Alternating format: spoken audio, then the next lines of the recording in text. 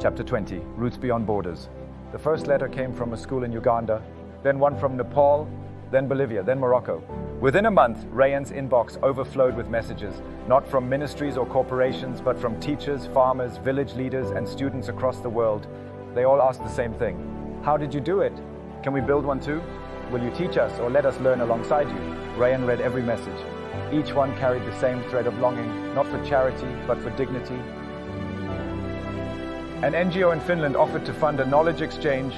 A university in Japan wanted to study his model as a living research case.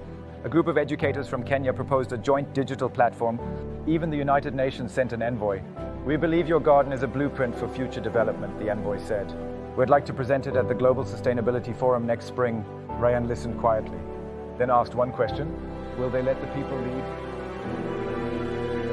He met with his village council. They sat under the banyan tree, as always. No screens, no suit, just soil, wind, and wisdom. I've been asked to share our work with the world, Rayan said. But this was never meant to be mine alone. What do we want? Pakdarto, older now but still sharp, replied.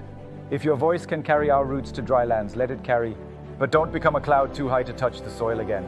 Layla added softly, let others grow their own gardens, not copy ours. Show them the seed, not the shape.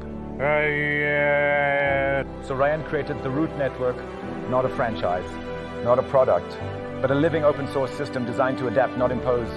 It included curriculum modules for context-based learning, and blueprints for eco-classrooms using local materials, and guides for community-led governance, platforms for cross-cultural mentorship, and most of all, a declaration: education is a birthright, not a business. Within a year, gardens began to bloom in the unlikeliest places, and on the rooftops of slums in Manila, in a refugee camp in Jordan, behind a mosque in Mali, along a riverbank in the Amazon. Each looked different, but all shared one thing. They were rooted in the people who built them. Rayan traveled sparingly, only when invited, never to command. He preferred to send students he had taught, or recordings in local languages. He called it the whisper method, change not shouted but planted gently. One day, while visiting a small village in Sri Lanka, he met a girl who had named her garden Rayanam, after a dream she had of a boy planting books under the moon. She didn't even know his real name, and that to Rayan was perfect. One night, back in his village, Rayan stood in the original garden, the one that started it all. Layla walked beside him, notebook in hand. You've gone far, she said. Maybe, Rayan replied, looking up at the stars. But the further I go, the more I realize this is still the center. He bent down and pressed his palm to the soil. I was once reborn into this world to find wealth, he whispered.